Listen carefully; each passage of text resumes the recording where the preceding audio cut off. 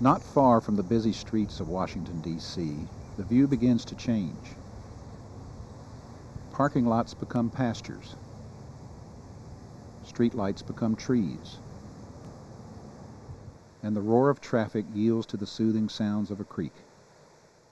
This creek runs through the little town of Waterford, Virginia, a handful of houses and shops that has changed very little since its establishment in the 18th century.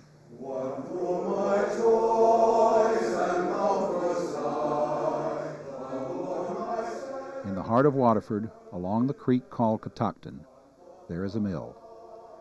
In our modern age of cell phones and computers, this simple brick building is much as it has been for more than 200 years.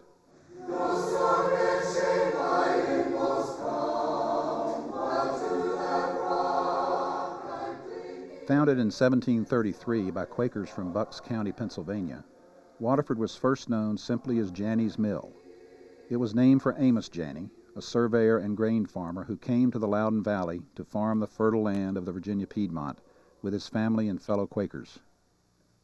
It was perfect farmland for small holdings. They were 300 to maybe 400 or 500 acres. They could be handled by one family. And the situation in Waterford, particularly where the Balls Run and Catoctin Creek intersected, was, to Amos Janney's surveyor's eye, that must have really meant something to him, to be able to put a mill there and that it would support the grain in the surrounding area.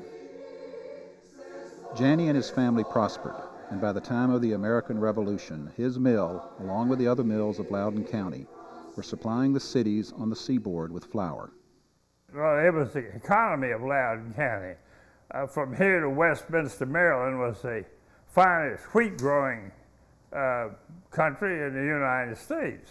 We were known as the breadbasket at that time. Just think, Revolutionary War, we were known as the breadbasket of America. It's hard to realize.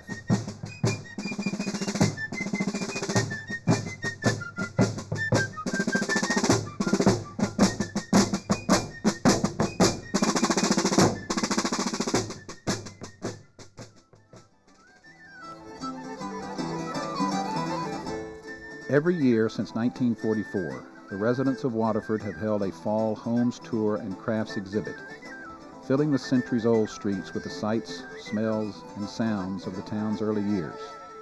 The fair draws visitors from all over the country. They come to Waterford for the rare experience of seeing a place hardly changed since the days of its founders. The mill serves as a centerpiece for the fair, housing an extensive collection of 18th century arts and crafts.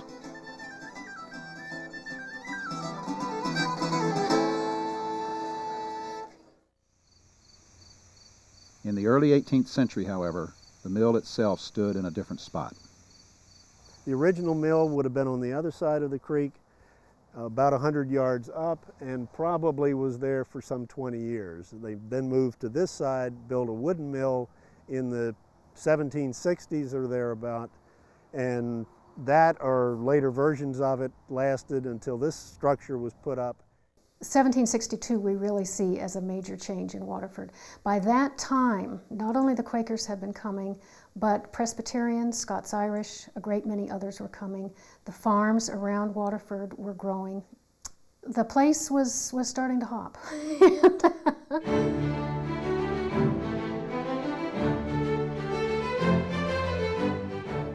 By the turn of the 19th century, the mill in Waterford had become the heart and soul of the town. While it served primarily as a workplace, it was a bustling social center as well. The farmers met and talked while their grain was weighed and traded, or their timber sawed into lumber. In the fall, local families hauled apples to the mill to be pressed into cider, and village children used to run down to the mill and sneak into the grain bins to play. By the mid-1800s, Waterford was at the height of its prominence, and the mill was one of the largest in the county. Over the years, the mill employed many workers, white and black. At least one of them was a former slave. Forrest Griffith, at the age of 40, purchased his own freedom and came with his wife and daughter to work at the Waterford mill. The miller, Thomas Phillips, hired Griffith and his family for 2 years in 1846, paying them a total of $120 per year. Forrest Griffith's great-great-grandson, Robert Mahoney, has been visiting homes and cemeteries in Loudoun County since he was a child, and only recently discovered that part of his heritage is rooted in the town and the mill. What's it like coming to the mill? It's an incredible experience. I mean, to be able to see where they spent a good part of probably 6 days, maybe 7 days out of the week for 2 years. I mean, they really put a lot of their lives in this place. And to be here and to just see what they experienced, what they must have experienced and what they saw with their own eyes, it's an incredible experience. It's like putting me in touch with them. Up until this experience, they were very distant figures to me. But now they're becoming more alive. Their bones are being fleshed out, so to speak. You know, they're becoming real people in my life. And so that's why I want to find out as much as I can about them.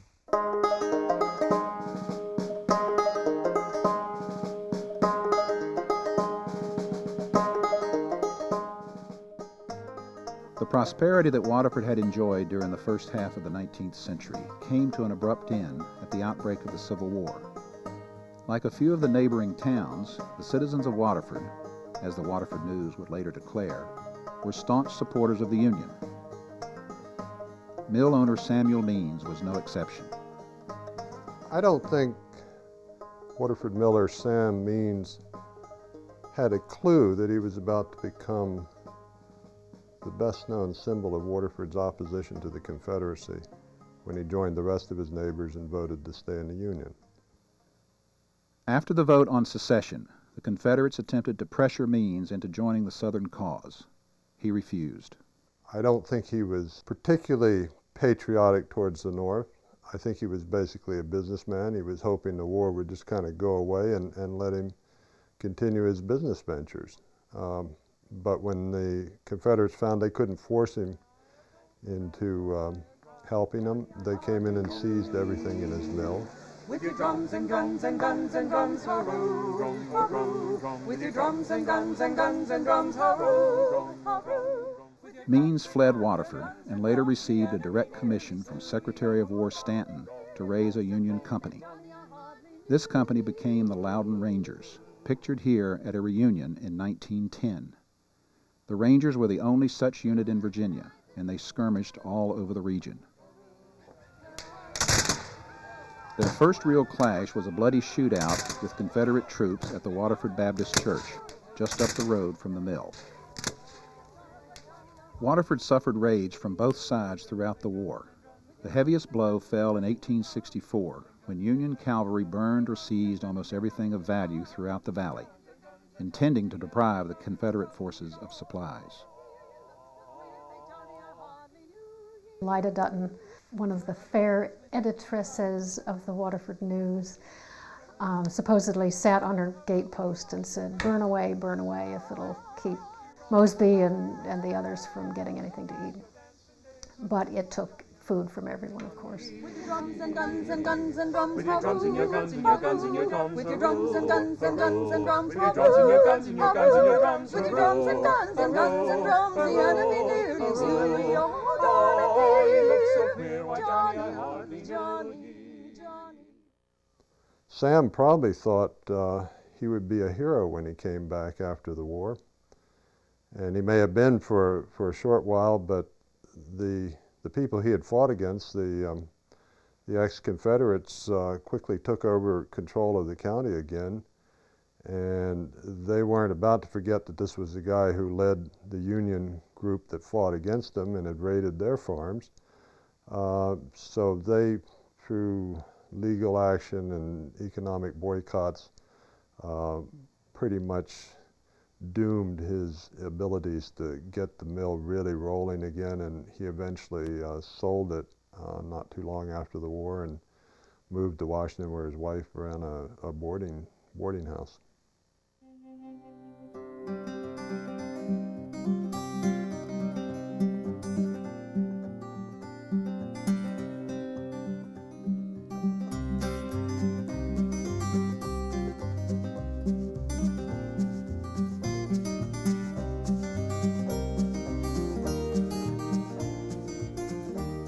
In 1881, an energetic new miller named Joel Dodd arrived from Georgetown to breathe fresh life into the dilapidated old establishment.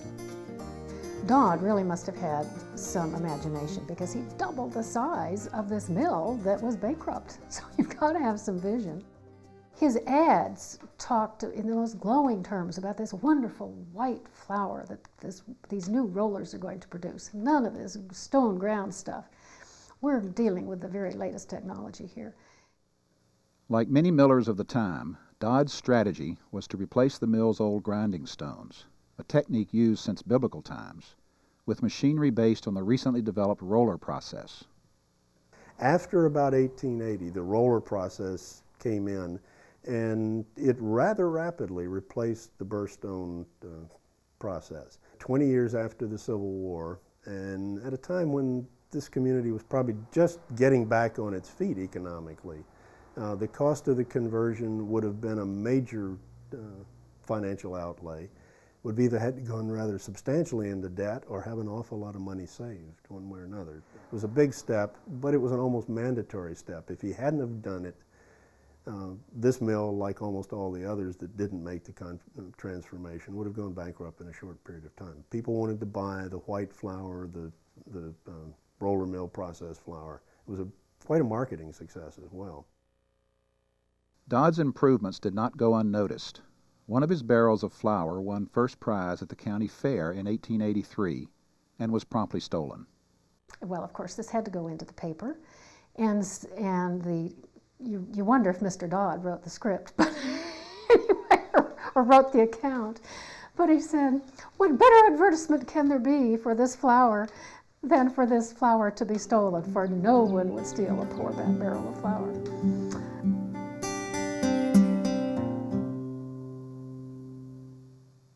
Yet even with the new equipment, the mill could not compete in the ever-changing industrial environment. It rolled its last wheat in the 1930s, finally forfeiting its business to larger, more modern plants in the Midwest and elsewhere.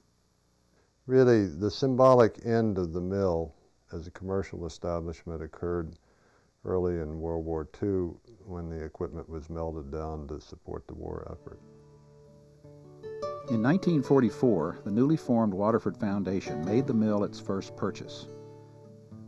Since 1946, the building has been used to sell items at the annual Homes Tour and Crafts exhibit that reflect and encourage handmade 18th century crafts.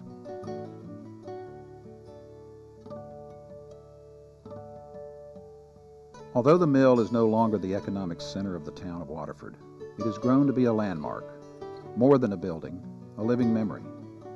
It has been standing at the foot of Main Street for nearly 250 years. Through the efforts of the Waterford Foundation and residents of the town, the mill may see the passage of yet more centuries, proudly reminding its townspeople and their visitors of the history they share. Certainly the mill has and will probably always be the kind of emotional center of the town. It's no longer the economic center, but it's still the emotional center. Once you start learning about Waterford, it's about people. It's about people just like us, and half of it is still here, and I think that is what's so important about Waterford and what's so important about the mill.